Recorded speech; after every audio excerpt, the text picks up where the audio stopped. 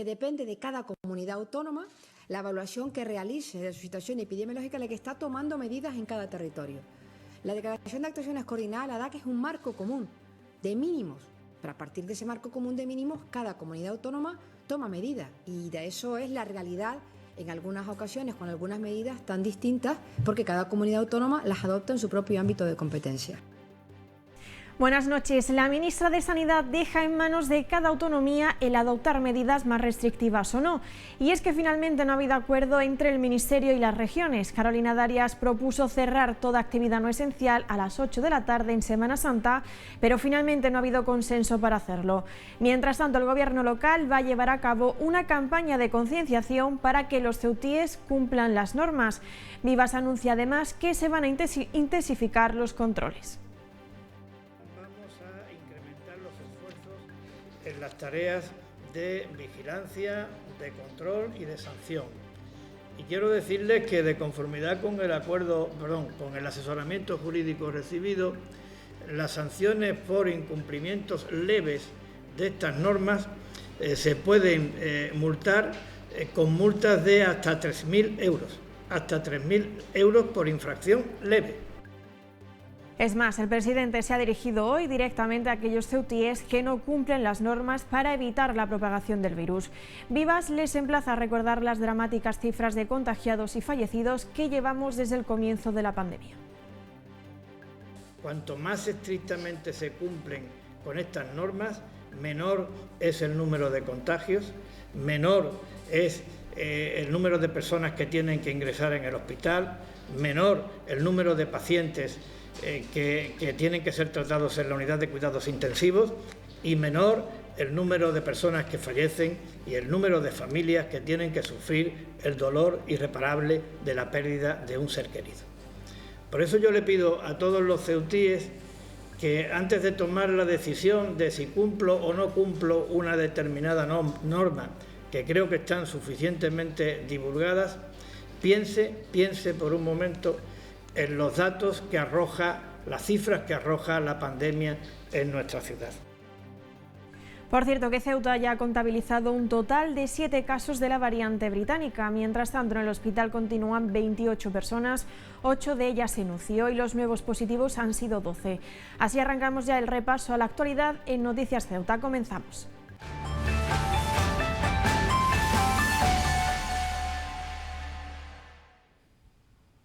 El Gobierno y las autonomías no han llegado a un acuerdo, pese a que el Ministerio de Sanidad proponía cerrar en Semana Santa a las 8 toda la actividad no esencial. Dicho consenso no ha sido posible. Por tanto, en esta reunión se ha decidido no endurecer aún más las restricciones. Carolina Darias ha anunciado que se mantienen las medidas acordadas el pasado 10 de marzo. Que depende de cada comunidad autónoma la evaluación que realice de su situación epidemiológica, la que está tomando medidas en cada territorio. La Declaración de Actuaciones Coordinadas, la DAC, es un marco común de mínimos, pero a partir de ese marco común de mínimos, cada comunidad autónoma toma medidas, y de eso es la realidad en algunas ocasiones con algunas medidas tan distintas, porque cada comunidad autónoma las adopta en su propio ámbito de competencia.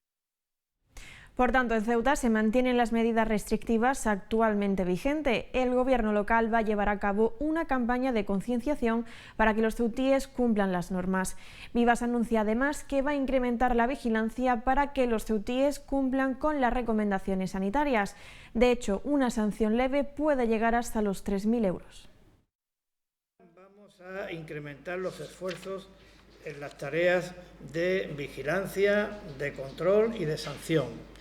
Y quiero decirles que, de conformidad con con el asesoramiento jurídico recibido, las sanciones por incumplimientos leves de estas normas se pueden multar con multas de hasta 3.000 euros.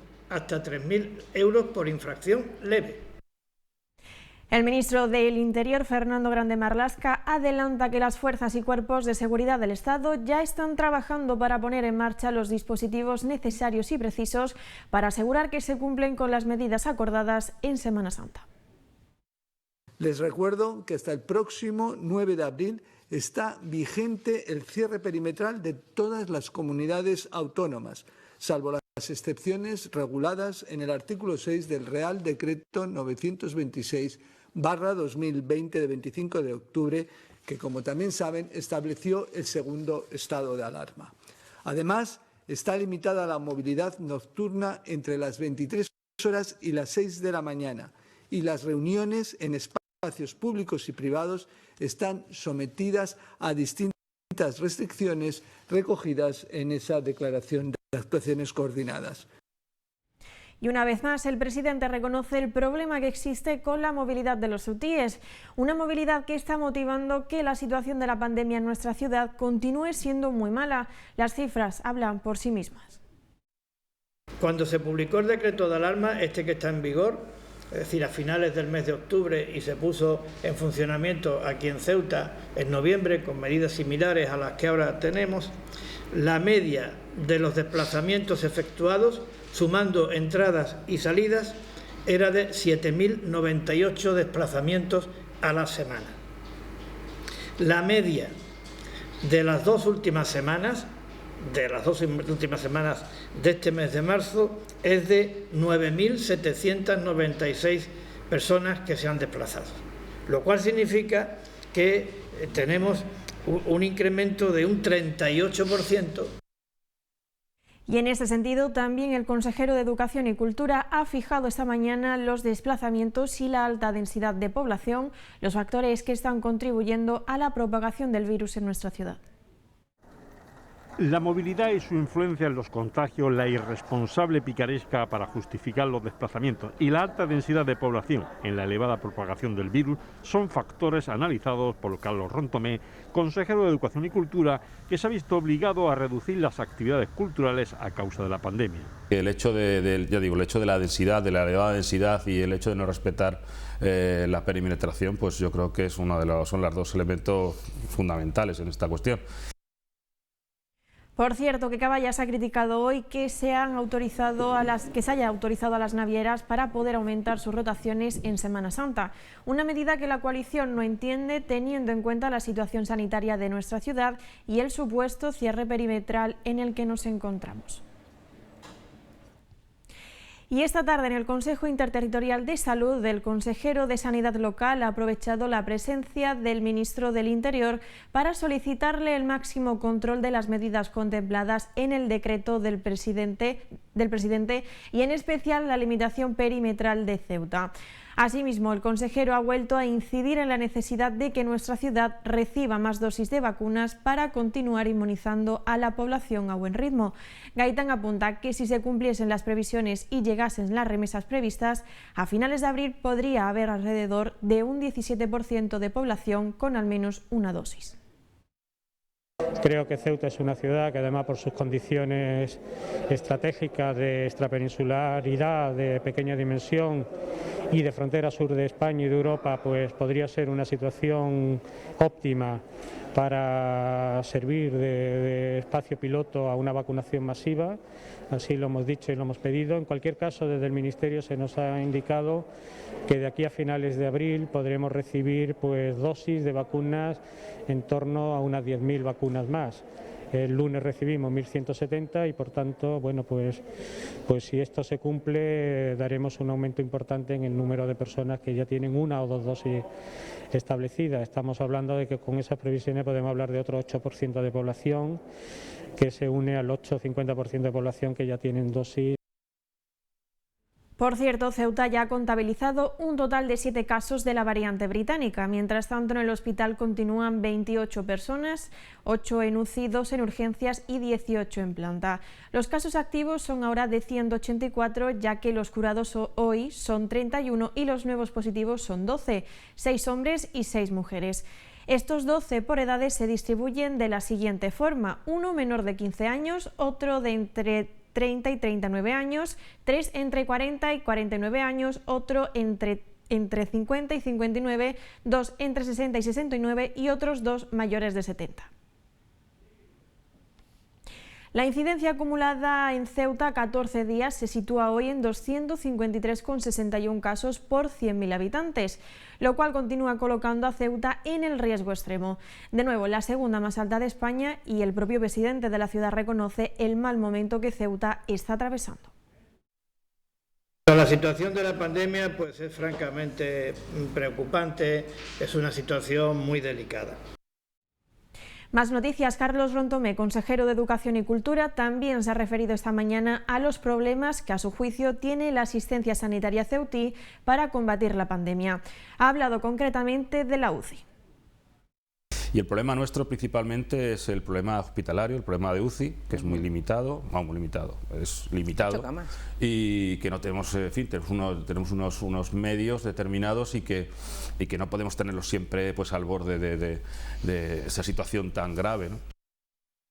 Vivas hace hincapié en la importancia de hacer caso a las recomendaciones sanitarias, como por ejemplo la de reunirse en ámbitos privados solo con los convivientes.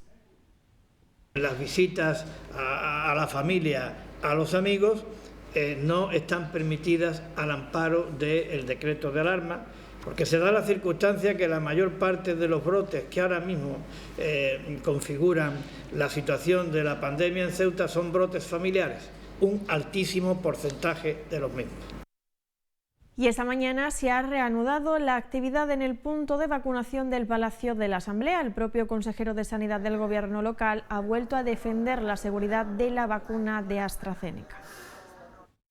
Los eventos raros que se han producido, pues no se ha podido demostrar una relación causal entre esos eventos y la propia vacuna, y por ello decidió la Agencia del Medicamento Europeo, a través de este comité al que aludo, el PRAC, pues reanudar las vacunaciones, y así se decidió también por el Consejo Interterritorial. De hecho, estas vacunas AstraZeneca, que estaban en España limitadas hasta los 55 años, se ha ampliado a los 65 años. Y seguimos hablando de vacunas porque el jefe del Ejecutivo ha mostrado hoy su apoyo al manifiesto de Medicina Preventiva, Salud Pública y Prevención de Riesgos Laborales del Hospital Universitario, en el que se aboga por una vacunación masiva en Ceuta con una sola dosis, tal y como se ha hecho en lugares como Escocia o Israel. No obstante, recuerda que para hacerlo habría que modificar la Estrategia Nacional de Vacunación. Quiero decirle que la estrategia de vacunación es una estrategia nacional, que además está amparada por los criterios que marca la Unión Europea, los organismos competentes de la misma, y creo que no nos podemos apartar de esa estrategia si no hay un acuerdo formal por parte de los organismos competentes para llevar a cabo una alteración de esa estrategia. En estos momentos me consta que se está estudiando, porque creo que está la experiencia de Escocia, ¿no?, que se utiliza como argumento a favor de ese cambio de estrategia, pero confiemos en la ciencia, confiemos en los análisis que se realicen al respecto.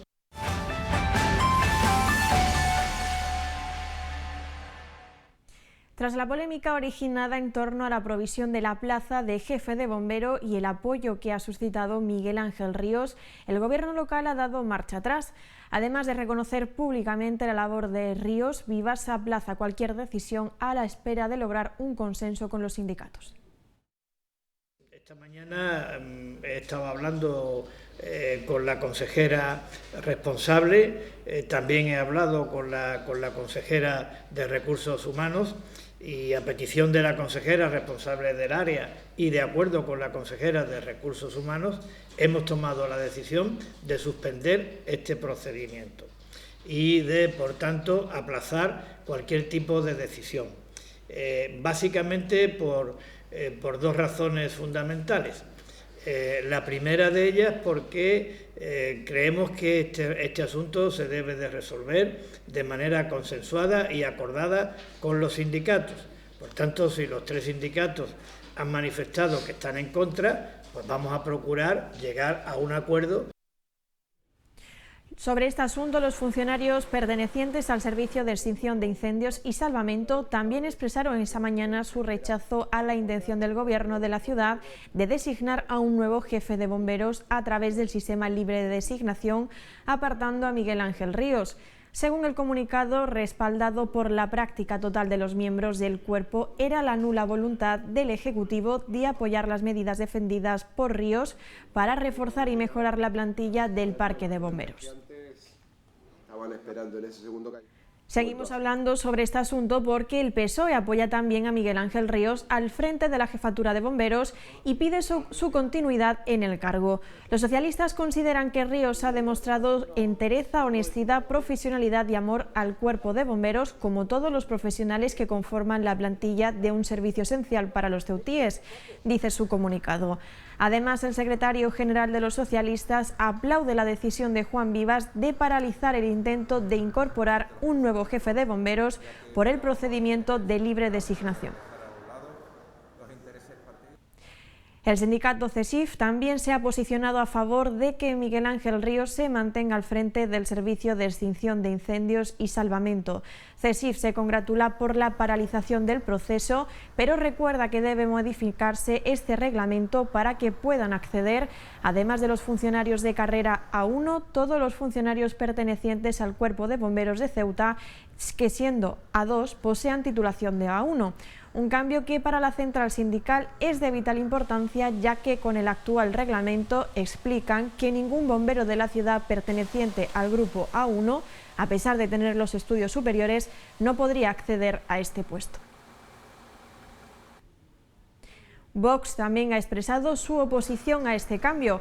En este sentido, Vox advierte al Ejecutivo local que la prioridad no es cambiar el jefe del Cuerpo de Bomberos, sino atender con urgencia las demandas del 6 para garantizar la seguridad en este servicio esencial para la ciudad. El presidente de Vox, Juan Sergio Redondo, hace una valoración muy positiva del actual jefe de bomberos y señala que sin disponer medios suficientes, Ríos ha desempeñado una gran labor.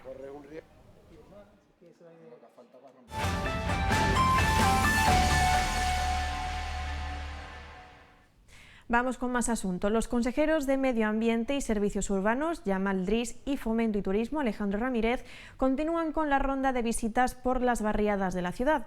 Esta mañana han visitado Manzanera para conocer de cerca qué acciones y proyectos se están desarrollando en esta zona. Ambos consejeros han visitado hoy Manzanera para saber sobre las necesidades en esta barriada. En asuntos medioambientales, los vecinos de la zona reclaman un huerto urbano. El consejero recuerda que es una acción que se está implantando en las barriadas para reforzar la concienciación medioambiental. Una serie de cosas como los huertos urbanos que también aquí quieren instalarse, entonces ahora vamos a ir a ver la zona para ver dónde podemos instalarlos, cambiar un poquito el tema de la vegetación y los jardines. Y aparte pues las pequeñas obritas que necesitan, como de accesibilidad, pintado, etcétera, etcétera, de todo lo que es la barriada. Los vecinos de Manzanera demandan más espacio para ampliar las plazas de aparcamiento en la zona, una acción llevada a cabo por la Consejería de Fomento. Según Alejandro Ramírez, es un proyecto en el que ya se está trabajando. Un proyecto básico y las gestiones al objeto de adquirir parte de algunas parcelas que están ajenas a la barriada y poder llevar a cabo pues la construcción de nuevos aparcamientos y algunas plazas también al objeto de que puedan los vecinos pues disfrutar de espacios abiertos. Actualmente ya hemos contratado que son los servicios tanto geotécnicos como topográficos que nos permiten conocer el terreno para poder llevar a cabo la construcción. El consejero de Educación y Cultura se ha pronunciado por primera vez sobre el nuevo emplazamiento de la Capilla del Carmen en la Almadraba, un pronunciamiento oficial del que es portavoz del Gobierno en la Asamblea y que en este caso nos da una serie de detalles como la búsqueda de un espacio que se quiere permanente con las características que demanda la feligresía, cercana al mar y que perdure en el tiempo al margen de cuestiones legales que cumplen su ubicación. Lo que se ha hablado tanto con la feligresía pues es buscar un espacio cercano y que reúna todas las características o reúna lo que la feligresía demanda, ¿no? Resulta imposible, por desgracia, mantener la capilla donde está, no por una serie de cuestiones legales, sino también porque la capilla está en mal estado y no se nos permite hacer obras que no serían obras de mejora, sino serían realmente obras en profundidad, obras de reforma en profundidad, ¿no? El objetivo es construir una capilla que tenga perdurabilidad en el tiempo, que no sea muy distante de la actual, que cumpla los requisitos de la feligresía y que no implique ningún factor de problemática legal como el caso del actual, cuyo estado hacía irrealizable su rehabilitación. Y bueno, pues yo creo que la feligresía está contenta contenta dentro de lo que cabe, ¿no?, con el hecho de poder mover esa capilla a otro lugar cercano, ¿no? O sea, la idea es que se pueda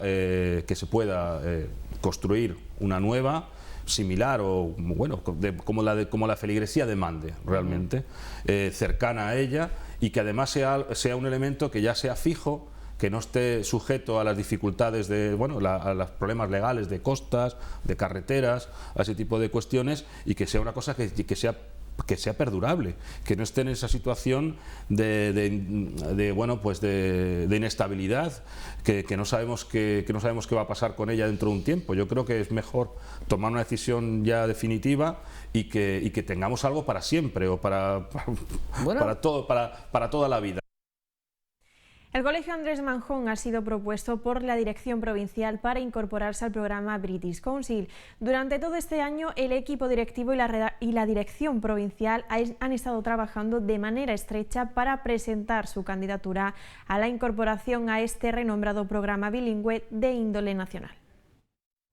La Dirección Provincial del Ministerio de Educación en Ceuta abrió la convocatoria a otros centros en el último convenio firmado con el British Council, hecho que no pasó desapercibido al Colegio Andrés Manjón, que apostó y se puso a trabajar para cumplir con los requisitos exigidos. Recuérdese que en nuestra ciudad el García Lorca y el CRADA Campoamor también desarrollan en la actualidad el mismo programa bilingüe. En el informe presentado por el British Council se destaca el proceso transformador en el que está inmerso el colegio y el enorme esfuerzo que se está realizando para atender a su alumnado de una manera inclusiva, objetivo clave en el convenio. Desde la unidad de programas muestran su satisfacción por este acontecimiento educativo en la ciudad, puesto que conocen los beneficios del programa y afirman que un proyecto bilingüe de esta calidad es una herramienta muy valiosa para el futuro desarrollo del alumnado. El próximo curso se incorporarán al programa niños y niñas de 3 años y el avance será de manera progresiva.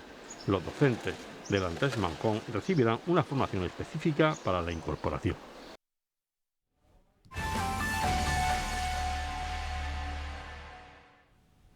Y esta mañana Conectados ha recibido la visita del director provincial del SEPE, Pepe Simón, donde ha explicado la situación que atraviesa el servicio tras el fuerte hackeo que vivió hace 2 semanas y que dejó también inhabilitado todos sus servidores informáticos.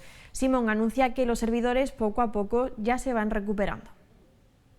Los servidores del Servicio de Empleo Público Estatal empiezan a restablecerse después del ciberataque que recibió hace 2 semanas, tal y como ha explicado el director provincial del SEPE. Desde ayer ya está nuestro sistema en cuanto a la atención al usuario está ya resuelta, en cierta manera.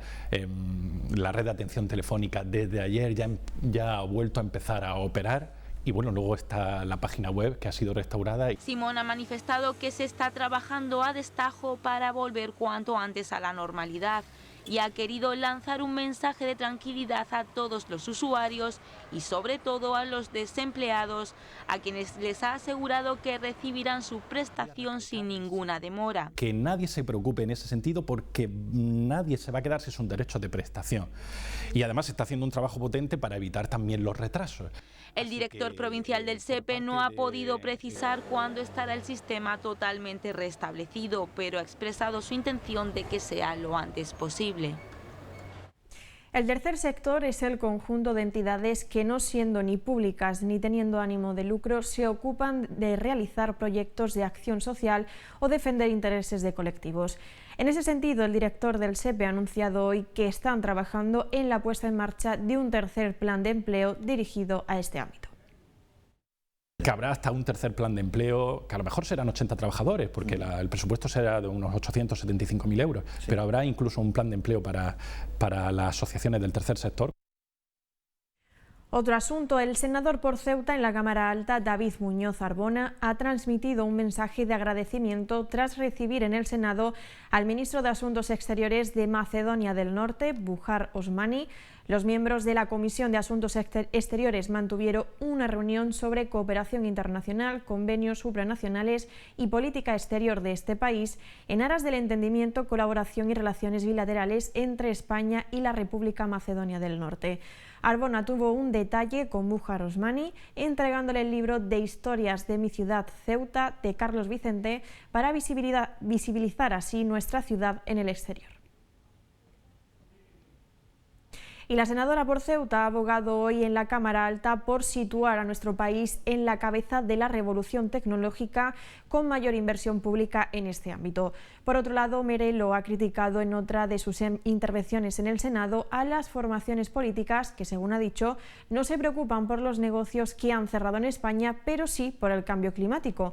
Un asunto que, según la senadora, es un negocio con el que sacar más impuestos y destruir todavía más a la clase media. Dejen de tratar de engañar a la población desviando la atención hacia otros asuntos. Dejen a la clase media trabajar y vivir. Y dejen de hacer negocio con un asunto del que se entienden los verdaderos expertos, como los pescadores, ganaderos, agricultores, y no ustedes desde sus moquetas. Vox interpelará al Gobierno local en el pleno de control sobre el gasto en menores no acompañados. Así preguntarán por la subvención a un piso que usan cuando ya son adultos y que, según este partido, está ubicado en la zona con uno de los precios del alquiler más altos de Ceuta. Esta formación preguntará además sobre la matriculación de estos en formación profesional y sobre la posibilidad de que encuentren un trabajo. Según Vox, esto puede provocar, a su juicio, que los jóvenes ceutíes se queden sin plaza en dichos institutos o sin ocupar algunos puestos de trabajo. La Unidad contra las redes de inmigración y falsedades documentales de la Policía Nacional ha detenido a 4 personas. Una de ellas utilizaba certificados de empadronamientos falsos para facilitar el pase a la península de personas extranjeras no residentes. Las otras 3 han sido detenidas por el uso de dicho empadronamiento a sabiendas que eran fraudulento. Su finalidad para salir de Ceuta presentando certificado de empadronamiento y contratos de alquiler de vivienda en la península correspondiente a una persona que supuestamente les invitaba. Los documentos, por lo que se cobraba 400 euros, reflejaban una serie de datos falsos como la firma, domicilio de la residencia y el sello oficial.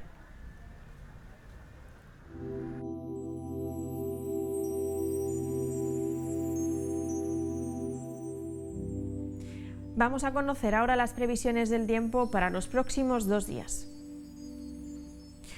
Jueves, tiempo con intervalos nubosos, temperaturas máximas de 19 y 11 de mínima, viento de componente variable. Tiempo parecido para el viernes, sol con intervalos nubosos, temperaturas entre 18 y 13 grados, viento de levante. La farmacia de guardia para esta noche es la que ven en pantalla, la farmacia Puya, en Avenida Teniente Coronel Gautier, número 12. Y el número agraciado en el sorteo de la Cruz Roja hoy ha sido el 395. Vamos con más noticias. La pandemia ha incidido en la programación de actividades culturales. Pese a ello, Carlos Rontomé reconoce que se ha hecho que las limitaciones sanitarias permiten y que desde el 8 de enero hasta junio hay diversas actividades, desde teatro a danza, pasando por música y exposiciones.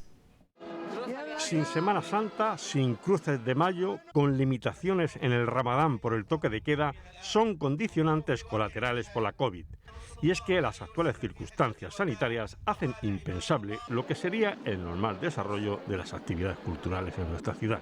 Cultura también es un generador de riqueza, y es un generador económico, y también hay muchas familias y muchas empresas que viven del mundo de la cultura. Entonces, una de las ideas que hemos tenido en la consejería ha sido la de dar salida a los artistas locales, pues para que realicen sus eventos, aunque sea a puerta cerrada o retransmitidos en streaming o retransmitidos a través de la tele. Es una forma también de no dejar caer del todo a ese sector. En el auditorio, Sanidad ha prohibido que se celebren conciertos de Semana Santa por los instrumentos de aire que suponen un riesgo de contagio. No obstante, desde el 8 de enero y hasta el mes de junio, la Consejería de Educación y Cultura ha programado actividades dentro de sus posibilidades y con las limitaciones que impone la actual situación de pandemia. Yo creo que también la población necesita un poco de distracción, necesitamos tener y poder mantener pues unos elementos culturales, unos mínimos de culturales y de diversión, aunque sea con estas limitaciones, y sabemos que las hay, claro. Rontomé habla del gran esfuerzo a nivel de mantener la calidad en la programación. A dar salida también a las bandas de música locales también, a través de este elemento, a través de, del teatro, de la retransmisión en streaming. Es la vía que podemos utilizar para ayudarles a ellos y para que la población pues siga teniendo, las ceutíes sigan viendo algo de arte y algo de diversión. El futuro de actividades previstas después del teatro son de flamenco, exposición de fotografías en colaboración con la Casa Árabe, así como festival de la tertulia flamenca, concierto de piano, danza, jazz fusión con flamenco y la actuación de un dúo tunecino. Pues esto es todo por el momento, nos marchamos, pero no sin antes conocer qué nos traen nuestros compañeros en deporte. Victoria Solano, buenas noches. Buenas noches, Llurena. Pues tenemos novedades del jugador del Ceuta, Pablo, ¿no?, sobre su lesión. Así es, resulta que por una lesión reincidente tenga que pasar por quirófano y se tenga que ver obligado a perderse más partidos de lo que estaba previsto. Bueno, pues son malas noticias. Nosotros nos marchamos, se quedan con la información deportiva, volvemos mañana como siempre. Sean felices, buenas noches.